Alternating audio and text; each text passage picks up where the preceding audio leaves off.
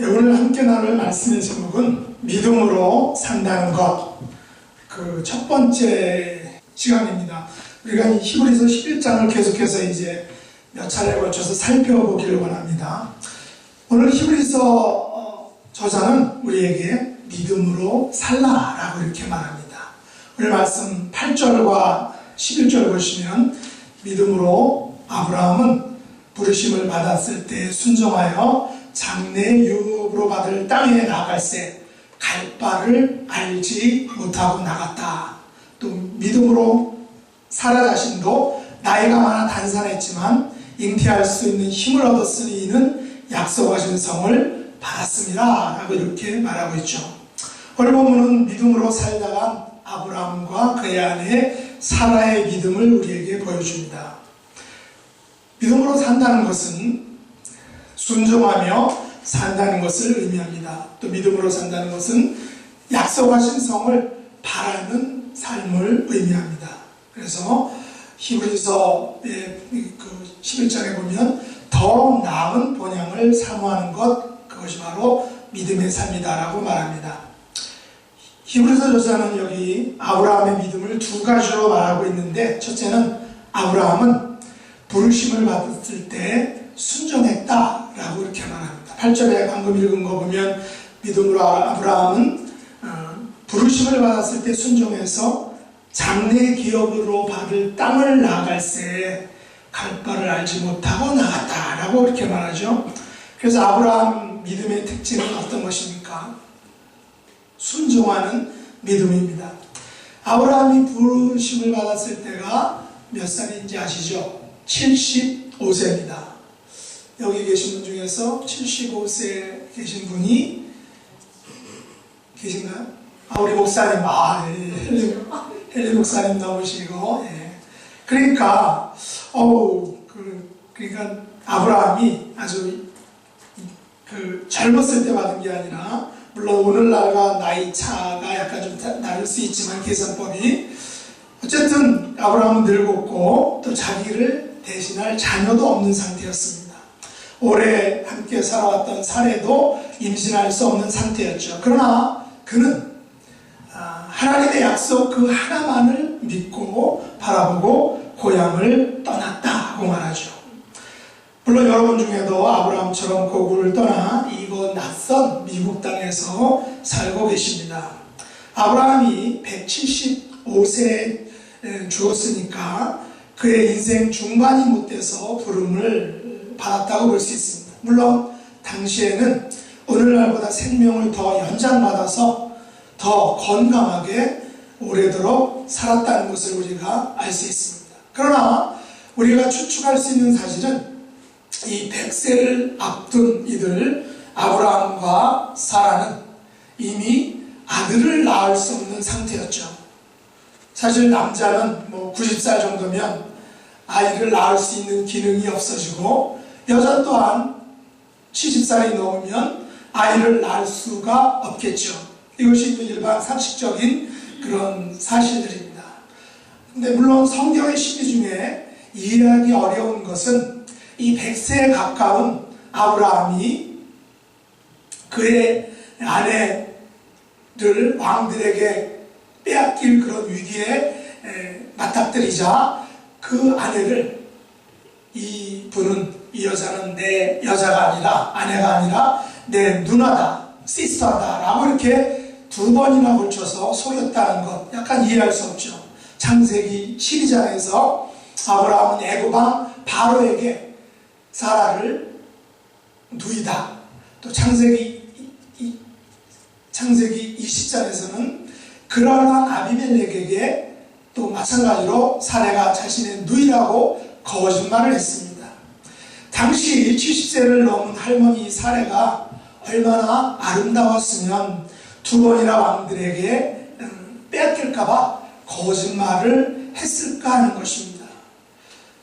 우리는 이것을 쉽게 이해할 수는 없습니다. 아무튼 하나님께서는 아브라함과 사라에게 노년에도 또 건강하고 행복하게 살 수 있는 그런 축복을 허락해 주셨던 것 같습니다.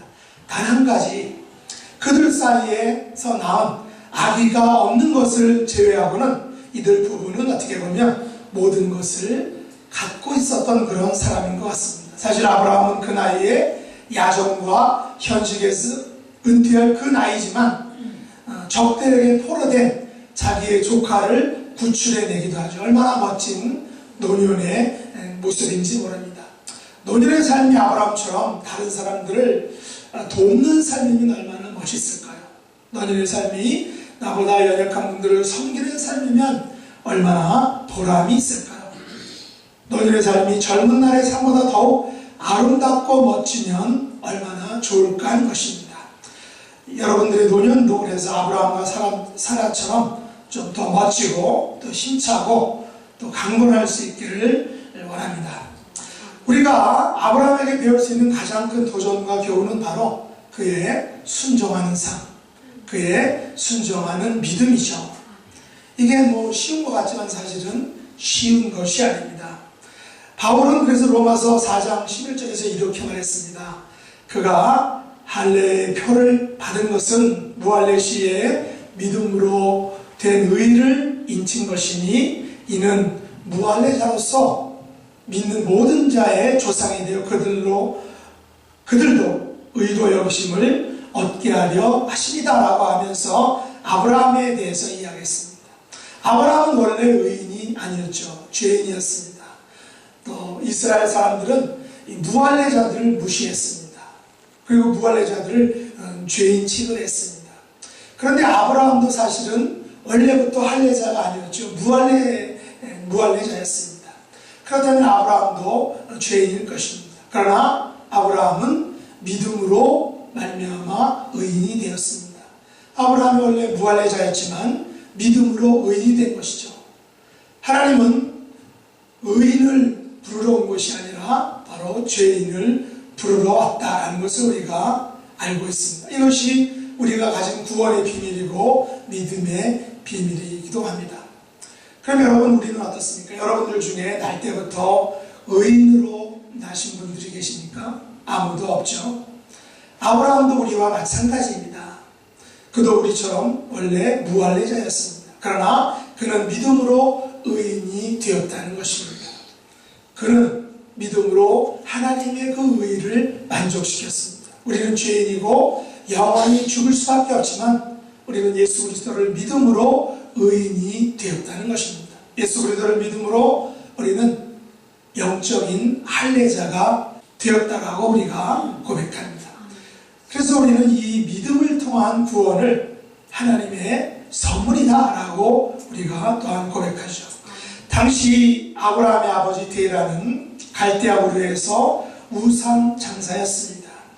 오늘날로 말하면 삼성이나 토요타 회사를 운영하는 거부였을 것입니다. 그런 모든 기득권을 모두 내려놓고 하나님께서 떠나라 라고 말씀하시니까 아브라함은 무작정 떠났다는 것입니다. 하나님은 그에게 지금 우리가 서 있는 이 자리 4652 노스 이글라 블루버드 이곳으로 가라 라고 말씀하지 않았습니다. 너는 너의 본토 친척 아비집을 떠나 내가 네게 지시할 땅으로 가라 라는 말을 하셨다는 것이죠. 하나님께서 지시할 땅이 여기서 LA 거리만큼의 짧은 거리가 아니었을 것입니다.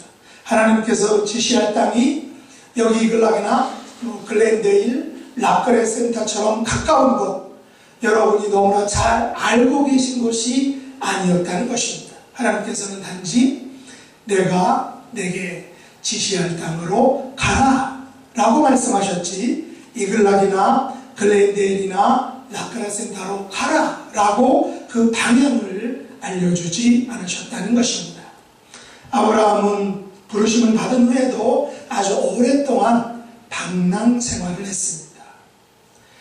창세기 11장에서부터 아브라함의 방랑 생활이 시작됩니다.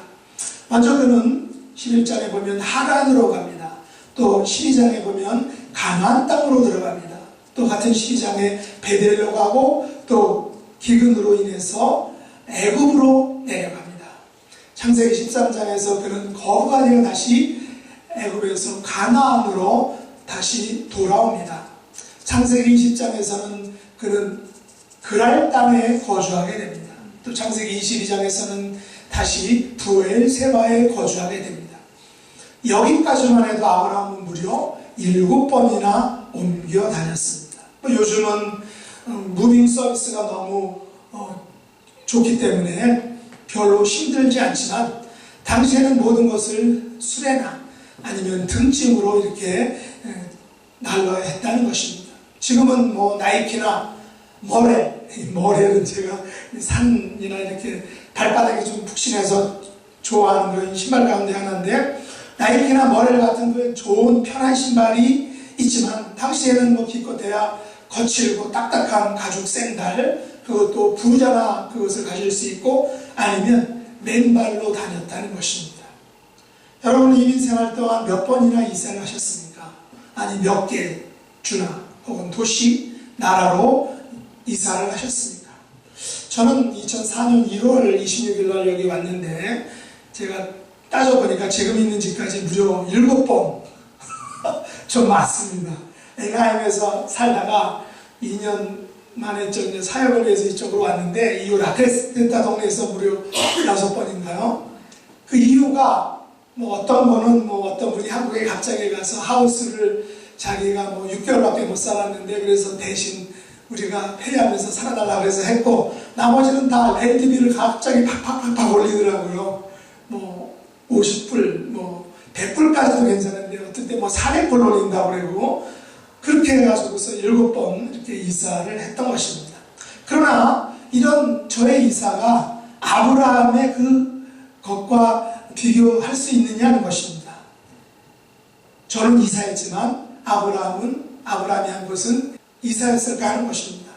그거는 이사가 아니라 방랑 생활이었습니다. 아브라함이 이처럼 이것저것을 왔다 갔다 한 것은, 좁은 의미로 보면 이것은 아브라함 자신의 결정과 판단이었을지 모르지만 넓게 본다면 이것은 분명 하나님께서 지시할 땅으로 왔다 갔다 한 그런 것이라고 볼 수 있습니다.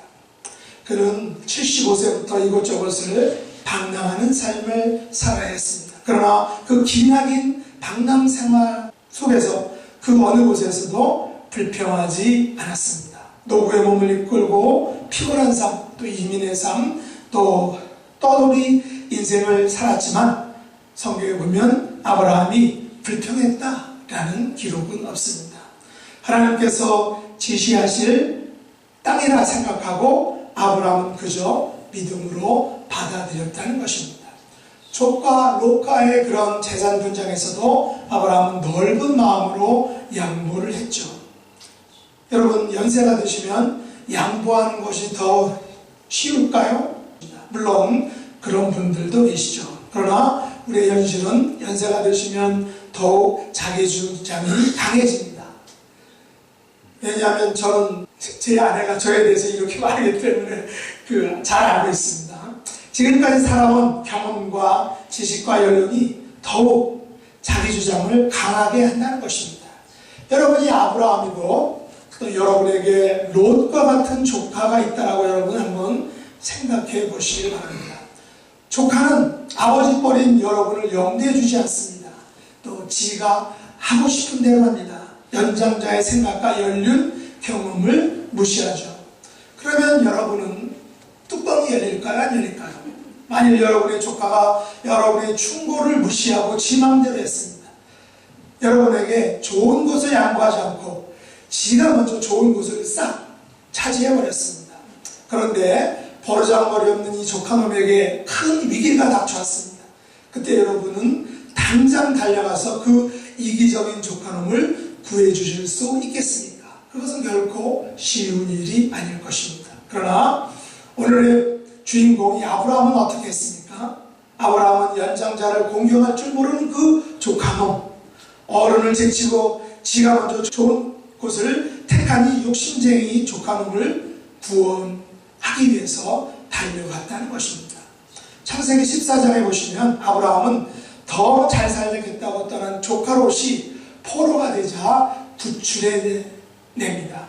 우리 같으면 사실 어린 반프로치도 없죠.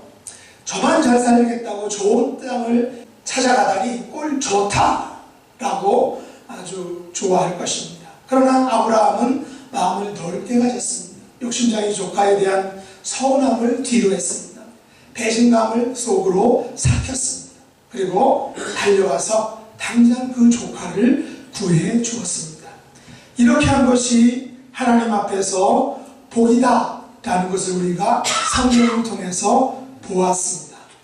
왜냐하면 우리 하나님께서는 나중에 아브라함에게 그 몇 배로 갚아주었기 때문입니다.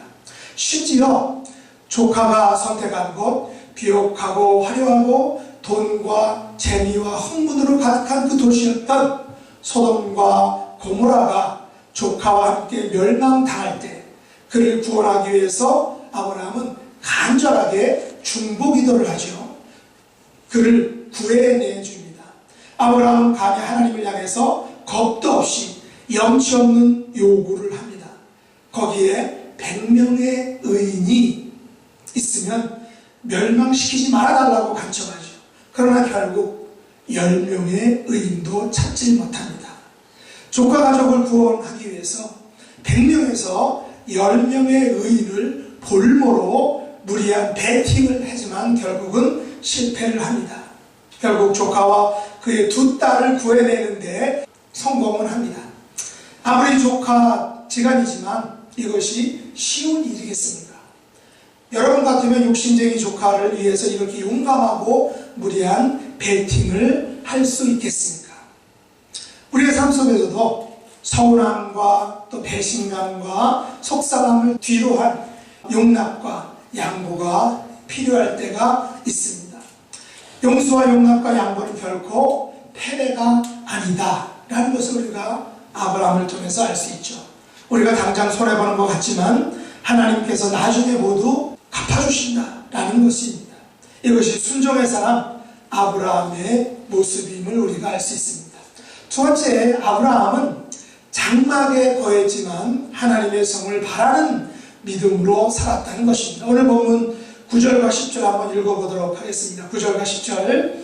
믿음으로 그가 이방의 땅에 있는 것 같이 약속의 땅에 거류하여 동일한 약속을 유업으로 함께 받은 이삭 및 야곱과 더불어 장막에 거하였으나 이는 그가 하나님이 계획하시고 지으실 터가 있는 성을 바랐습니다 라고 말하죠. 아브라함은 가나안 약속의 땅으로 받았습니다. 그러나 당시 그 가나안 땅에는 누가 살고 있었습니까? 이미 이민족이 살고 있었습니다. 그래서 약속으로 받은 땅에서 주인이 아닌 나그네로 살아야 했습니다. 이방인으로 살았습니다. 그 땅의 주류가 아닌 비주류로 살아야 했던 것입니다.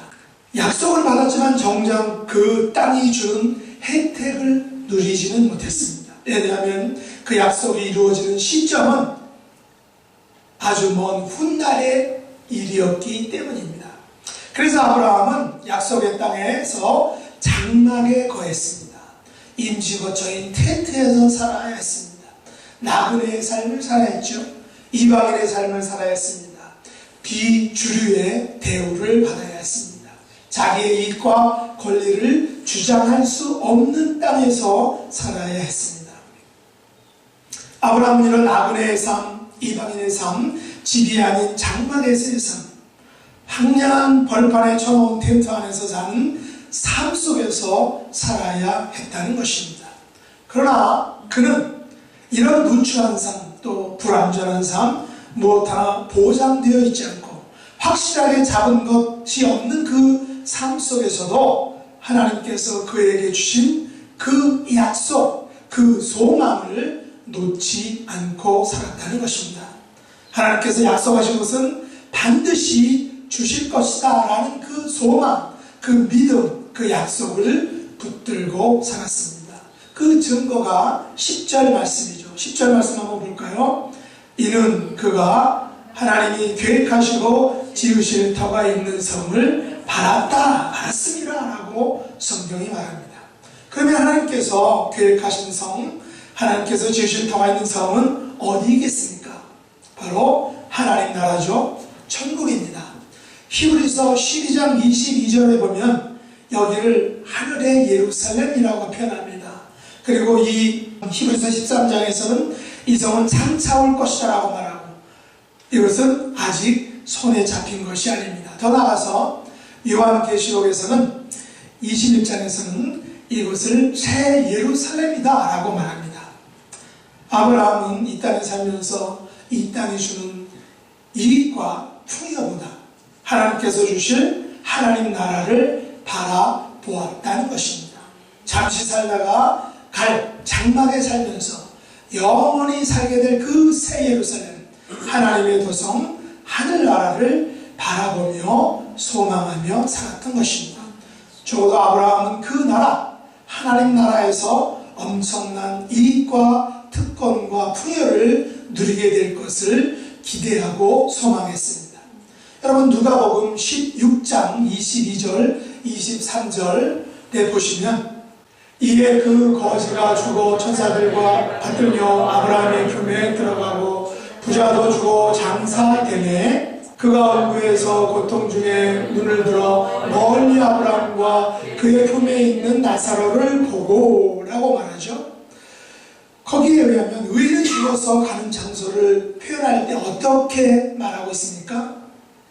이에 그 거지가 죽어 천사들에게 받들려 아브라함의 품에 들어갔다 라고 말하고, 부자도 죽어 장사되면 그가 음부에서 고통 중에 눈을 들어 멀리 아브라함과 그의 품에 있는 나사로를 보았다. 어떻게 보았습니까? 부러움의 눈초리로 보았겠죠. 거기가 어딘가요? 바로 아브라함의 품입니다. 하나님 나라에 들어가는 것을 아브라함의 품에 안기는 것으로 표현하고 있습니다. 비록 아브라함이 이 땅에서는 텐트 생활, 장막 생활을 벗어나지 못한 나그네 인생을 살았지만 영원한 하나님 나라, 아브라함의 품이라고 부를 정도로 바로 그는 축복의 삶의 모델이 되었습니다. 축복의 근간이 되었고 축복의 샘플이 되었습니다. 이것이 얼마나 멋진 삶이냐 하는 것입니다. 우리 모두 잠시 있을 이 장막의 삶을 사는 동안 아브라함처럼 믿음으로 살 수 있기를 원합니다. 그래서 하나님께서 계획하시고 지어주신 성인 그 하나님 나라 새 예루살렘에서 아브라함과 영원한 삶, 천국의 삶을 누릴 수 있기를 원합니다. 마지막으로 이제 사라의 믿음에 대해서 살펴보기 원합니다. 사실 사라가 믿음으로 살았다는 직접적인 내용은 성경 여기에 외에는 발견할 수가 없습니다. 사라는 천사가 아브라함에게 어떤 말을 했죠? 사라에게 아들이 있으리라 라는 말을 사라가 남편으로 듣게 되었습니다. 그때 어떻게 했습니까? 하하하, 이게 웬 말이냐, 뻥이냐, 내 나이가 몇인데 내가 증손자뻘의 엄마가 된다고 하면서 웃었다는 것입니다. 성경은 사라가 이렇게 말한다라고 말합니다. 내가 노쇠하였고 내 주인도 늙었으니 내게 어찌 낙이 있으리요? 라고 아주 점잖게 표현합니다. 부정적으로 말하죠. 그래서 자기 대신 하가를 통해 자식을 얻으려 했던 것입니다. 물론 이제 사라는 하가를 드리고 나중에 질투가 너무 심해서 하가를 쫓아내는 그런 질투의 여인이 되기도 합니다. 또한 사라는 당시 최고의 미모를 가지고 있었다라고 성경이 말하죠. 왜냐하면 당대에 2명의 왕이 사라를 왕비로 삼으려고 엄청난 애를 썼기 때문입니다. 이것은 그녀에게 주신 하나님의 선물이기도 합니다. 사라는 아마 아름다움을 선물로 받은 여인이었던 것 같습니다. 여러분들 중에는 사라가 받은 아름다운 미모를 부러워하실지도 모르겠습니다. 2016년 2월 18일에 방영된 한국 방송 중에 미래일기라는 그런 프로그램이 있었습니다. 거기 보면 앞으로 37년 후에 자신의 모습을 변장하고 자신의 처지를 경험해보고 이야기하는 것이었습니다. 오늘 여러분도 37년 후에 여러분의 모습을 한번 상상해 보시기 바랍니다. 그래서 거기에 보면 어떤 출연자는 그 모습을 보고서 왜 여자들이 보톡스를 맞는지 조금 이해할 수 있다고 이렇게 이야기를 했다는 것입니다. 그 정도로 우리의 37년 후의 모습은 참 그렇게 멋진 모습은 보기에 멋진 모습이 아닐 수 있다는 것입니다. 저도 2004년에 미국에 왔는데 참 여기는 없는데 LA 식물원에서 여기 파사디나 지나서 LA 식물원에서 찍은 사진이 있었어요. 거기 보면 아주 되게 2004년이지만 젊었습니다. 얼굴에 살이 통통하고 한번 보실까요? 그 사진은 아니지만 한번 사진 두 개를 봤는데 얘네들이 우리 그 세 명 데니얼, 가운데가 데이빗, 막내 아주 욕심꾸러기 심술꾸러기 참 생긴 제임스입니다. 얘네들이 한국에서 있을 때 오기 전에 사진 같습니다. 그 다음에 보십시오.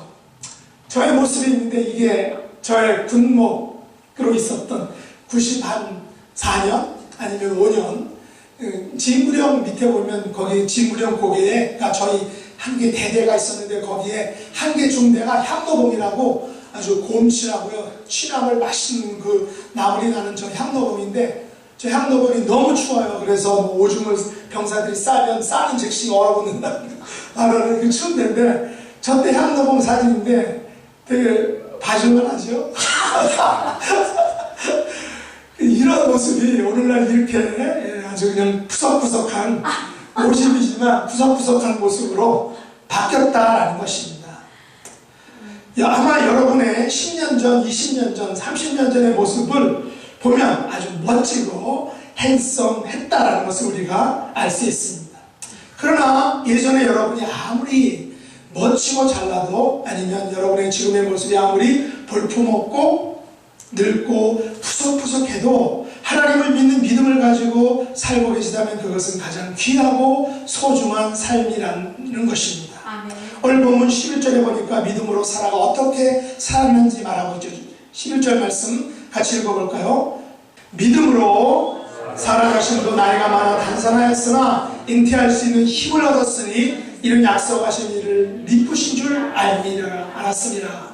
성경은 사라 자신도 나이가 많아서 단산했으나 잉태할 수 있는 힘을 얻었다라고 이렇게 말하고 있습니다. 그런데 그녀가 잉태할 수 있는 힘을 얻은 이유가 무엇이라고 여러분이 생각하십니까?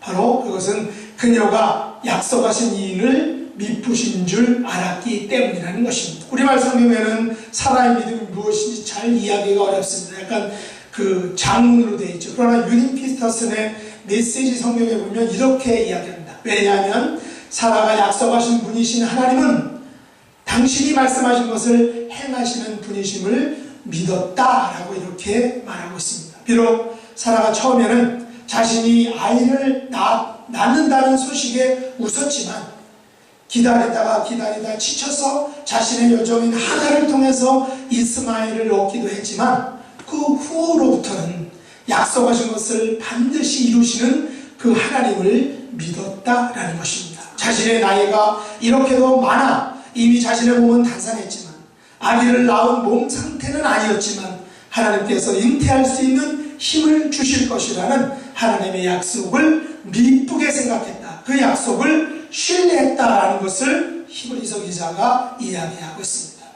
우리도 하나님께서 약속하신 것을 기다리다가 지쳐서 절망하고 낙심하고 원망할 때도 있을 것입니다. 그러나 사라처럼 결국에는 믿음으로 하나님께 나아가야 한다는 것입니다. 하나님을 신뢰해야 한다는 것입니다. 우리 하나님은 약속하신 것을 반드시 이루어 주시는 약속에 성실하신 분이심을 우리는 끝까지 믿어야 한다는 것입니다. 사라는 그런 믿음으로 마지막의 생을 살았던 것입니다. 그래서 본문 12절에서 사라는 자신의 이름에 걸맞는 축복을 받았습니다. 12절 말씀 같이 한번 읽어보시죠. 이러므로 죽은 자와 같은 한 사람으로 말미암아 하늘의 허다한 별과 또 해변에 무수한 모래와 같이 많은 후손이 생육하였느니라. 사라의 몸 상태는 죽은 자와 같았다라고 말합니다.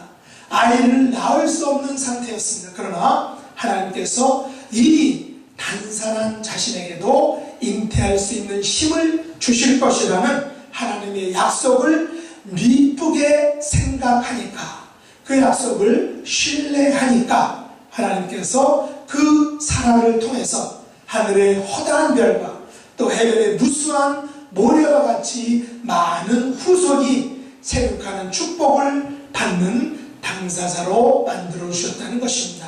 저와 여러분들에게도 이 같은 은혜와 복이 있기를 원합니다. 말씀을 믿겠습니다. 우리는 믿음으로 살아야 합니다. 아브라함처럼 부르심을 받았을 때 순종해야 합니다. 이 세상이 주는 것들이 아닌 하나님의 나라, 하늘의 성에 우리의 소망을 두어야 합니다.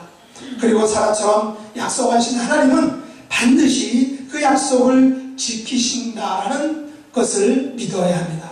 아브라함과 사라는 자신들의 당대에는 하늘의 허다한 별과 해변의 무수한 모래와 같이 많이 생육하는 축복을 그들의 눈으로 보지는 못했습니다. 저 하늘의 허다한 별과 해변의 무수한 모래 같은 자손들이 그들의 눈앞에 짠 하고 나타나지는 않았습니다. 그러나 결국 이들 믿음의 부부를 통해서 하나님 나라의 백성들은 하늘의 허다한 별과 해변의 무수한 모래와 같이 많이 생육하고 번성하는 은혜와 축복을 받았다는 것입니다. 그들을 위한 하나님의 약속이 그들의 후손을 통해서 성취되었습니다. 저와 여러분이 바로 그 증거다라는 것입니다. 저와 여러분은 아브라함과 사라에게 약속한 하늘의 별과 해변의 모래와 같은 그 믿음의 영적인 후손들이다 라는 사실입니다. 우리들도 믿음의 조상 아브라함과 사라처럼 온전히 순종하고 하나님 말을 바라보는 믿음의 백성이 되심으로 하늘의 별과 해변의 모래와 같이 많은 생육하고 번성하는 그 축복의 당사자들, 축복의 자녀들이 될 수 있기를 예수님의 이름으로 축복합니다. 아멘. 우리 힘들고 지쳐 우리 찬양 같이 드리겠습니다. 말씀을 생각하면서 이 찬양 잠시 드려보도록 하죠.